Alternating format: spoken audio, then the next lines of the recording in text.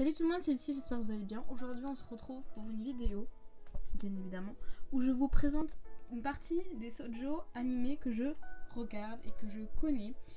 Je les apprécie tous s'ils sont dans cette vidéo. Donc je vais pas vous donner mon avis précis dessus parce que je n'en trouve aucun intérêt et juste à rallonger la vidéo. D'ailleurs cette vidéo va être en deux parties, une cette semaine et une dans 2 semaines. Parce que j'ai vraiment une liste très très longue de shoujo, parce que ça fait partie de mon type préféré d'anime et de manga en règle générale. Si vous souhaitez une version manga, vraiment que manga papier, ce que je vous conseille d'acheter, n'hésitez pas à me le dire en commentaire. Selon Wikipédia, il s'agit des 3 catégories de manga qui, pour le coup, s'adressent plus à la gente féminine, parce que shoujo en japonais voudrait dire fille. Je ne suis pas sûre de cette information, bien évidemment. Donc il est plus à destination des adolescentes féminines. Pour ma part, je caractériserais le shoujo plus de romantique, avec beaucoup de romance en fait. Pour moi, il y a une relation entre deux personnages, même sexe ou de sexe opposé. En tout cas, pour la plupart du temps, pour moi, c'est de sexe opposé. Donc, je vous laisse avec la magnifique liste dans laquelle je vais vous lire tous les résumés. Ensuite, avec tous les shoujo que je connais. Donc, c'est parti!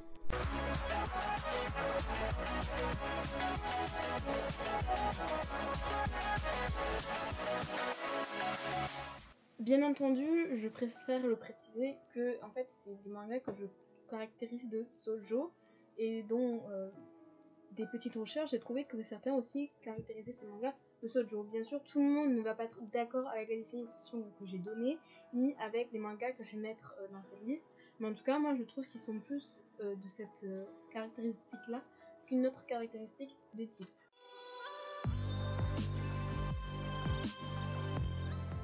Zero no Tsukaima. Louise François Leblanc de la Vallière étudie la magie à l'Académie de Tristaigne. Elle est surnommée Louise la Zéro et subit les moqueries de ses petits camarades car elle n'est pas capable de réussir un seul sort correctement. La tradition veut qu'en 2e année, chaque élève invoque un familier qui restera son compagnon à jamais. Alors que des familiers tous plus originaux les uns que les autres sont invoqués, Louise invoque un jeune garçon, Seito, qui dit venir d'un autre monde, le Japon. D'étranges événements vont alors s'enchaîner, qui semblent lui être liés.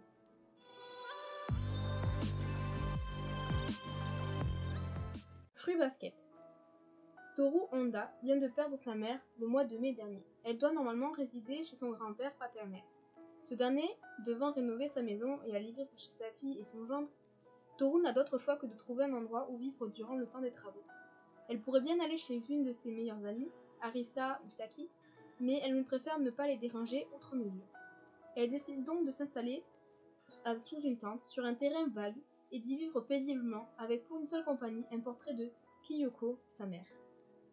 Ce terrain appartient à la famille Soma, et plus précisément comprend la maison de Shigure Soma, qui a recueilli Yuki, membre de sa famille. Toru fera leur connaissance et sympathisera particulièrement avec Yuki, élève de sa classe, qui a toujours dressé des barrières entre les autres et lui. Suite à un glissement de terrain, la tente de Toru sera ensevelie sous de décombres.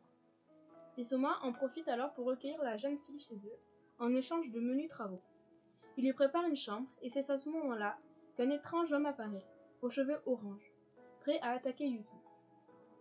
Toru tente de s'interposer et tombe sur le nouveau venu qui se transforme en chat. Toru apprend alors le lourd secret de la famille Soma.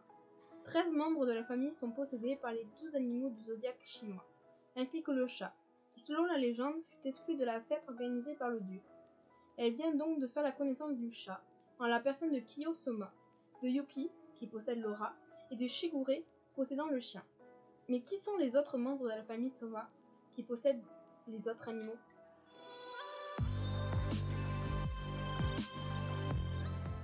Nijiro Dei. L'histoire se centre sur 4 jeunes élèves, Natsuki Ashiba, Tomaya Matsunaga, Keishi Katukara et Tsuyoshi Naoe. Désolée si je prononce mal les noms. Les 4 amis étant dans la même classe, ils passent une grande partie de leur temps ensemble, mais, depuis quelque temps, Natsuki a la tête ailleurs. La distraite Anna Kabayakawa, qui l'a consolé le soir de Noël alors qu'il venait de se faire larguer, occupe toutes ses pensées. Conscient de la timidité et de la naïveté du jeune homme, ses amis décident de l'aider, à leur manière, à se rapprocher de la jeune fille. Pour le pire et le meilleur.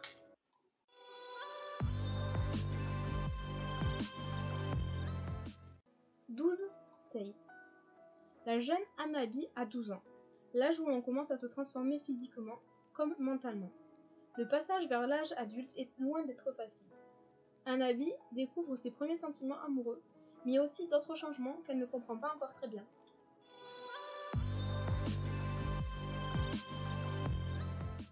Itazuran Nakis. Itazuran Nakis raconte l'histoire de Ayara Kotoko, une jeune étudiante pas très douée pour les études et très maladroite. Elle s'est d'ailleurs fait rejeter par Irinuaki, qui a un QI de 200 et qui est très populaire, dont elle est folle amoureuse. Suite à un tremblement de terre, sa maison s'écroule et elle et son père vont être hébergés par des amis d'enfance de ce dernier qui s'y trouvent être les parents de Irin Naoki. Leur cohabitation va être très mouvementée.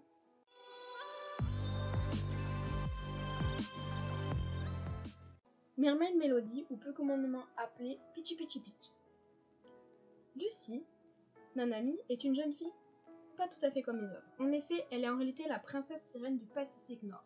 À l'aide de sa perle magique, elle va devoir réunir les 7 princesses sirènes pour sauver le monde marin en invoquant Aqua Regina, la déesse des mers, grâce à leur chanson.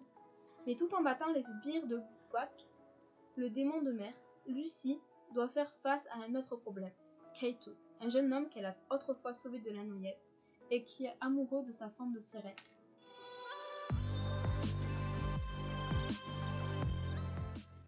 Otome Yukai Zakuro. Nous sommes dans l'ère Meiji.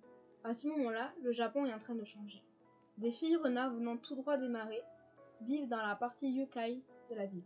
Celles-ci vont devoir coopérer avec une délégation de jeunes soldats dans le but de faire régner la bonne entente entre renards et Yukai.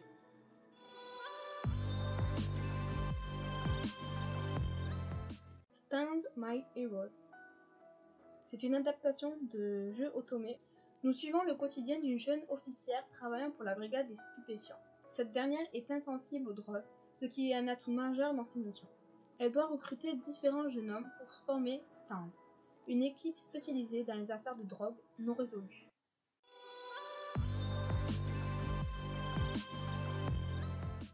Da. Miyu, dont la mère est une célèbre astronaute, habite sous le même toit que Kanata, le fils d'un bon ours. Alors que la situation semblait déjà assez compliquée comme ça, un ovni se pose en urgence dans le temple où logent ces deux adolescents. À son bord, le petit Ru et son sister pet, Yanya, deux individus extraterrestres venus de la planète Otto qui ont des pouvoirs surnaturels. Ils sont maintenant 4 à cohabiter sous le même toit. Miyu et Kanata doivent en plus s'occuper d'un bébé extraterrestre qui pense que ces deux-là sont ses vrais parents. Comment Miyu et Kanata vont-ils s'en sortir pour élever le petit Ru sans que personne ne s'aperçoive que c'est un bébé extraterrestre?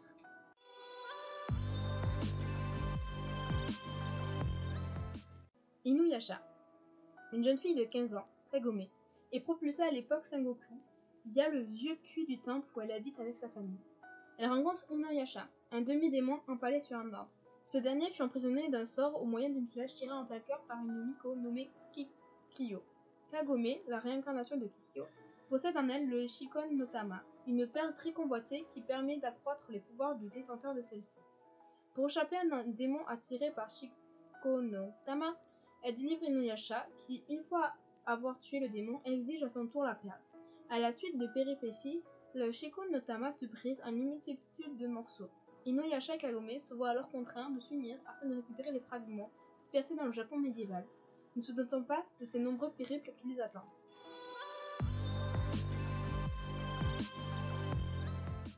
Gakuen Alice, ou Alice Academy. Sakura Mikan et Ame Otaru sont deux petites filles de 10 ans qui se sont rencontrées à l'école primaire. Un jour, Otaru doit partir dans une école spéciale car elle est dotée d'un don, un Alice. Mikan, désespérée, part à sa recherche et trouve enfin l'académie Alice où tous les élèves et professeurs sont dotés d'un Alice différent. À son arrivée, elle fera d'étranges découvertes.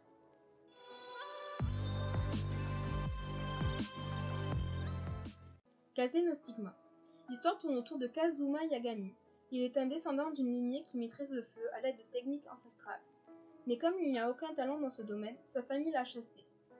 Parti vivre à l'étranger, Kazuma a développé d'autres techniques autour du vent. Après avoir signé un contrat avec le roi de l'esprit du vent, un exploit qui est le seul à avoir réalisé, revenu vivre au Japon, on fait désormais appel à lui pour résoudre certaines affaires. C'est alors qu'il rencontre sa cousine Ayano, et son frère Ren qui maîtrisent tous les deux le feu.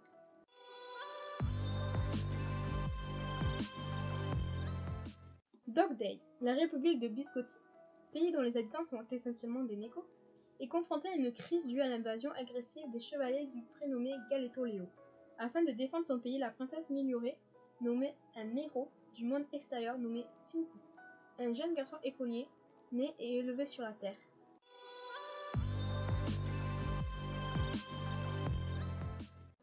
Kilari. Kilari Tsukishima est une jeune fille de 14 ans, très gourmande et déterminée. Un jour, en rentrant du collège, elle sauve une tortue appartenant à un garçon nommé Seiji. Elle tombe tout de suite amoureuse de lui. Kilari découvre par la suite que Seiji est un chanteur qui fait partie du populaire groupe Les Chips. Pour le revoir, elle décide d'entrer elle-même aussi dans le monde du spectacle pour devenir une chanteuse. Malgré les nombreux obstacles, et avec l'aide de son petit chat, Nasan, et de ses amis, elle arrive à se faire une place en tant qu'artiste. Mais au fil des épisodes, Kilari se rend compte que ses sentiments envers Seiji ne sont pas tout à fait exacts, et qu'elle est en réalité amoureuse de quelqu'un d'autre. J'espère que cette première partie vous a plu. On se retrouve pour la deuxième partie dans 2 semaines. En tout cas, même moi en lisant le résumé, j'ai repris des trucs et même j'ai découvert, surtout pour caser notre stigma, que c'était sa cousine. Je le savais pas. Je vais peut-être regarder l'anime sous un autre œil du coup. Et je vous dis à bientôt.